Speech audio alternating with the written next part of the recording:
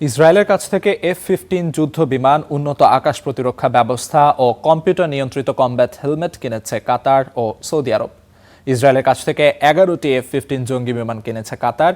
দেশ দুটির সঙ্গে ইসরায়েলের কোনো কূটনৈতিক সম্পর্ক বা প্রতিরক্ষা সহায়তা চুক্তি না থাকলেও গোপনেই চলছে এসব অস্ত্র বাণিজ্য।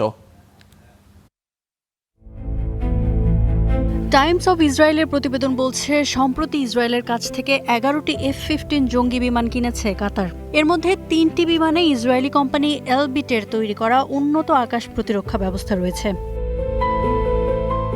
গত বছর কাতারের আমির Tamim bin Hamad Al Thani Tehran সফরে যান। তখন তার বিমানে এলবিটের এই প্রতিরক্ষা ব্যবস্থা সংযুক্ত ছিল। এটি শক্তিশালী লেজার রশ্মি ব্যবহার করে সম্ভাব্য যে কোনো হামলাকে বিভ্রান্ত বা লক্ষ্যভ্রষ্ট করে দিতে পারে। একই প্রযুক্তি ইসরায়েলের প্রধানমন্ত্রীর বিমান উইংস অফ জায়ন এবং ফ্রান্সের প্রেসিডেন্টের বিমান সহ আরও অনেক বিমানে ব্যবহৃত হয়। প্রতিবেদনে বলা হয়েছে, 2017 সালে যুক্তরাষ্ট্র কাতার চুক্তির অধীনে F-15QA যুদ্ধবিমান বিক্রির সময় ইসরায়েলি কোম্পানিগুলো $150 থেকে $250 মিলিয়ন সাবকন্ট্রাক্ট জিতেছিল। এর আওতায় তারা বিমান প্রতিরক্ষার উন্নত যন্ত্রাংশ এবং এসব প্রযুক্তি ব্যবহার করে, যার মধ্যে ছিল প্রায় 160টি কম্পিউটার নিয়ন্ত্রিত কমব্যাট হেলমেট, যার প্রতিটির দাম প্রায় $2 লাখ। বোয়িং কোম্পানির মাধ্যমে সৌদি আরবকেও 462টি একই মানের হেলমেট সরবরাহ করে এলবিট।